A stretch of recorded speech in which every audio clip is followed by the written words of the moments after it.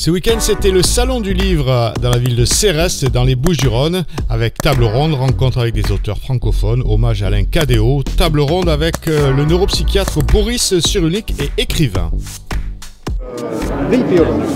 Oui, grande personnalité effectivement, 9e édition, et là beaucoup de monde, alors énormément de monde, pas surpris parce que c'est normal, c'est logique, une belle organisation, Marie-Blanche Cordoue qui veille à cette organisation, c'est la 9e édition, donc juste normal, une juste récompense pour ce salon. On a tout pour nous, le beau temps. Après, ça prouve que Céreste, c'est accueillir, c'est innover avec le salon de la coutellerie, le salon du livre. Donc on a un lieu qui s'y prête.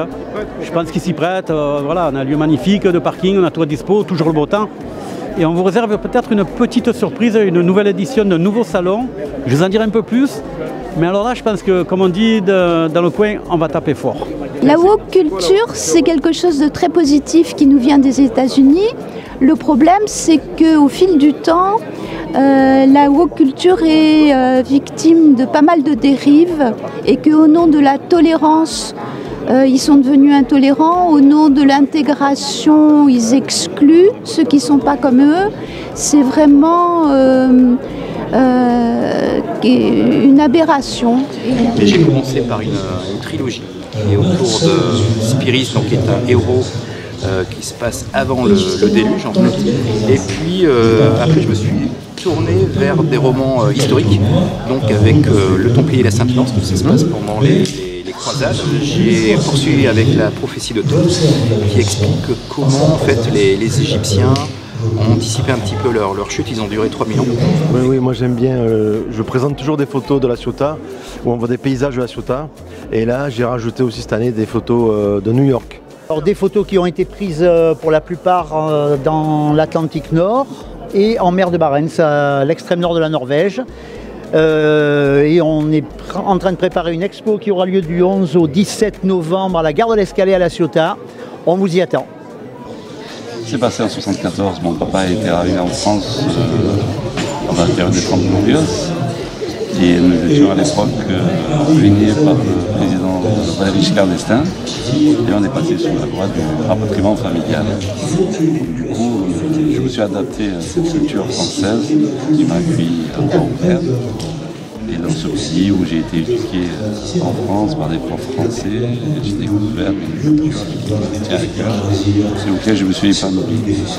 Là, on est plutôt sur l'avocat qui raconte ce qu'il a vécu aux côtés de Jean-Philippe Smet, l'ami, effectivement.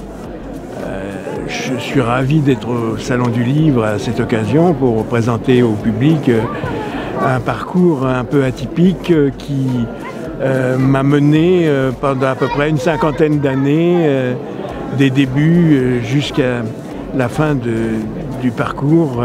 Tu as vécu à peu près les périodes de Paris, les périodes de Saint-Tropez, la Lorada? Oui, absolument. J'ai commencé à le fréquenter, entre guillemets, en tant que pianiste professionnel, puisque j'étais avant tout un musicien.